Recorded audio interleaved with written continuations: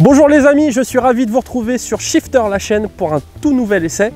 Aujourd'hui, la toute dernière Honda Hornet 2023 qui sort de Honda 7e Avenue à Villejuif. D'ailleurs, est-ce que tu as un petit mot à nous dire sur cette concession? Honda 7e Avenue à Villejuif, c'est une concession qu'ils ont déménagé récemment dans leurs nouveaux locaux. Et donc cette année, en plus de nous prêter tous les nouveaux modèles qui vont sortir, que ça soit du scooter, de la moto, etc. Peut-être de l'électrique, qui sait. On a des petites infos de chez Honda. Et bah cette année, ils nous prêtent, et même ils font mieux parce qu'ils nous offrent une moto.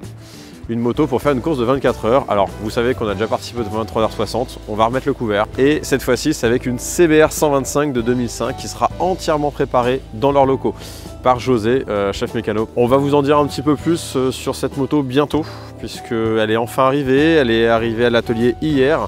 On va commencer à la désosser, à vous filmer un petit peu tout ça et à la préparer gentiment. Bientôt, il y aura une vidéo qui arrivera sur le projet des 23h60, puisque cette année, on n'y va pas tout seul, on n'y va pas pour... ouais, gros projet. On n'y va pas pour gagner.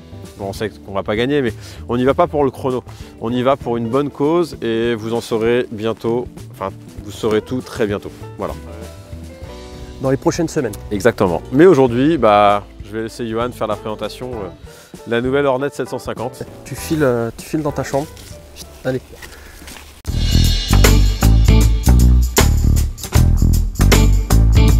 Donc les amis, aujourd'hui, la toute nouvelle Honda Hornet, ce nouveau modèle, tout le monde l'attendait en 4 cylindres. Dommage, c'est un bicylindre, 92 chevaux. Niveau esthétique, on aime, on n'aime pas. Moi personnellement, je suis pas là pour juger. Ils ont vraiment essayé d'affûter la ligne. On retrouve un petit peu ce design qu'ils ont sur le reste du catalogue. On est sur une fourche Showa en 41 mm. Alors du coup, pour continuer sur le train avant, le disque de frein à l'avant, il est en 296 mm. On est sur des étriers 4 pistons. Là, il y a un petit atout majeur quand même, comparé à ses concurrentes. On est sur un écran TFT qu'on retrouve sur le reste des modèles Honda actuels. C'est quasiment le même que sur l'Africa Twin, la NT1100, voilà, c'est exactement la même chose. La seule différence, c'est que sur ce modèle-là, vous n'avez pas le régulateur. Mais par contre, on a possibilité d'aller chercher donc, un mode sportif, un mode pluie. Vous pouvez faire tout ce qu'on peut faire aujourd'hui avec une moto moderne. Donc ça, c'est pas mal. Comparé à ses concurrentes, celle-ci, elle est en 160 à l'arrière et en 120 à l'avant. Ils ont mis en monte d'origine du coup du Pilot Road 5. Alors c'est pour une utilisation quotidienne, c'est parfait. Comme vous le savez, ça tient le pavé sur la pluie, sur le sec. Voilà, c'est vraiment quelque chose d'assez polyvalent. C'est ce qui en fait d'ailleurs une référence aujourd'hui. Pour le réservoir, on est sur un réservoir de 16 litres. Tout à l'heure, j'ai fait à peu près entre 20 et 30 km. Là, j'ai réussi à avoir une consommation aux alentours de 5,7 litres au 100, ce qui est très raisonnable.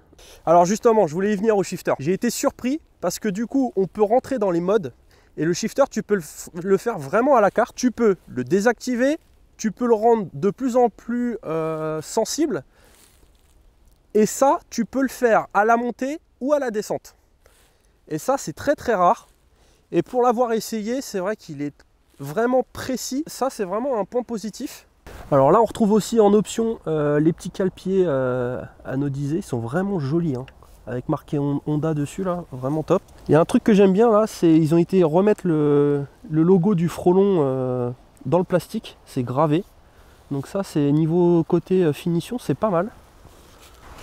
Alors, je vais vous montrer ce qu'il y a sous le capot de selle, parce que du coup ici c'est un capot de selle, mais bon tu peux mettre la selle, hein, bien entendu.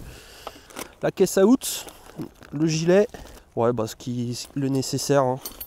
Ce qui est étonnant, parce qu'une Honda normalement ne tombe pas en panne. Il y a un truc qui est sympa, donc c'est l'écran TFT que je vous parlais. Voilà, tout couleur qu'on retrouve sur le reste de la gamme aussi, hein.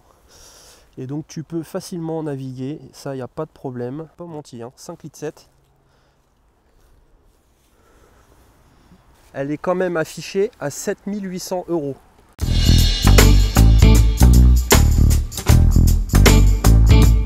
Du coup, beaucoup la comparent à la MT-07 qui a un empattement plus court, qui fait 6 kg de moins. Ici on est sur 190 kg, mais du coup la MT-07 va peut-être être un peu plus fun. Là, on est sur un gabarit un peu plus imposant, Mais ça reste une très bonne moto. On est sorti de Paris, franchement hyper agile. J'ai pas eu de soucis. La prise en main est très rapide.